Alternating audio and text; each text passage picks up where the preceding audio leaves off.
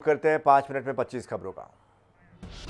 Ukraine के राष्ट्रपति Vladimir Zelensky ने कहा है कि कीव क्षेत्र में लगभग 900 लोगों की एक सामूहिक कब्र मिली है।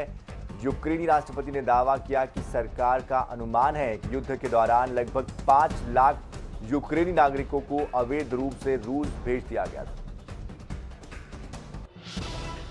कोरोना ने एक बार फिर से चीन की मुसीबतें बढ़ा दी है। चीनी सरकार के एक वरिष्ठ अधिकारी के मुताबिक इस समय चीन को ओमिक्रॉन की सुनामी का सामना करना पड़ रहा है।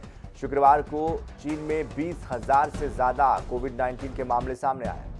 अफगानिस्तान की राजधानी काबुल में शुक्रवार को एक मस्जिद में हुए भीषण विस्फोट में 10 लोगों की मौत हो गई है, 20 से ज्यादा लोग घायल हो गए।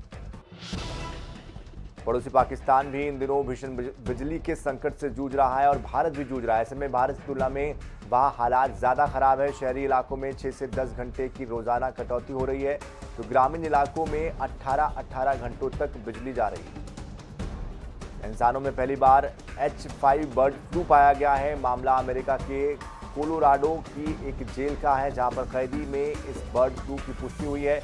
US centre for disease control and prevention ने इसके बारे में जानकारी दी।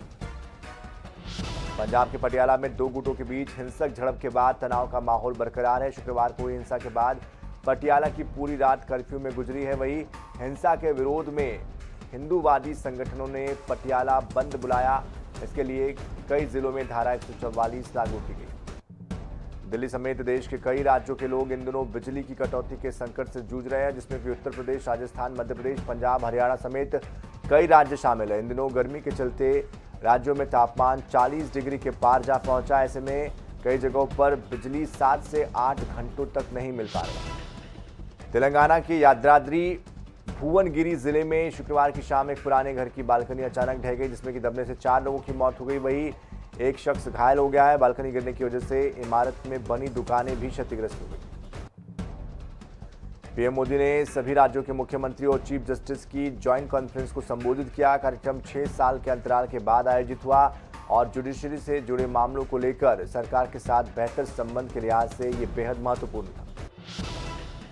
शनिवार को साल का पहला सूर्य ग्रहण लग रहा है। ग्रहण 30 अप्रैल की आधी रात 12:15 बजे से शुरू हो रहा है, जो कि सुबह 4 बजे तक जारी रहेगा। ये आंशिक सूर्य ग्रहण होगा, जो कि दक्षिणी अमेरिका, प्रशांत महासागर, अटलांटिक और अंटार्कटिका में नजर आएगा। भारत में ये ग्रहण नहीं नजर आएगा।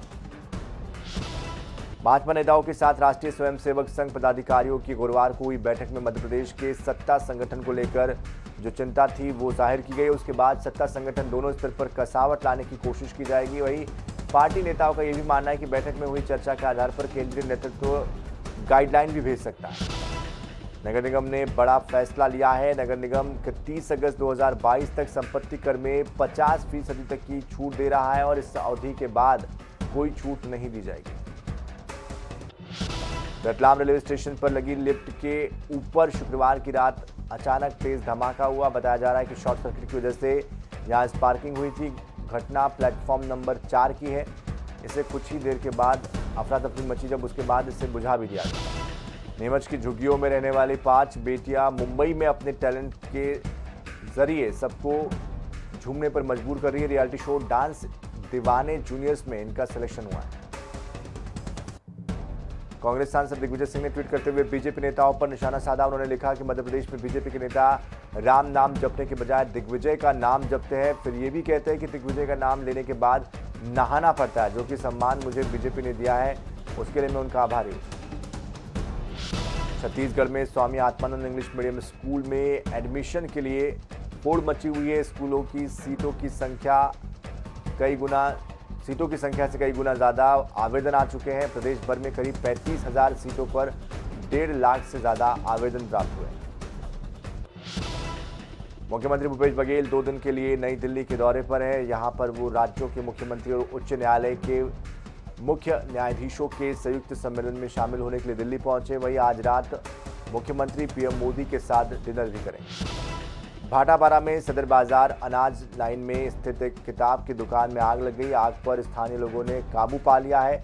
आग लगने के कारण अज्ञात।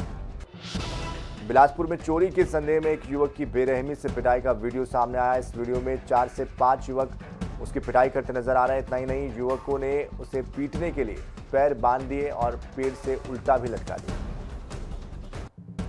नेता प्रतिपक्ष धर्मलाल कौशिक ने जनहित याचिका दायर कर झीरम घाटी कांड के नए आयोग के गठन की वैधता को लेकर हाईकोर्ट में से चुनौती दी है। याचिका के जरिए उन्होंने कहा कि जस्टिस प्रशांत मिश्रा के आयोग ने जांच पूरी कर रिपोर्ट शासन को सौंप दी।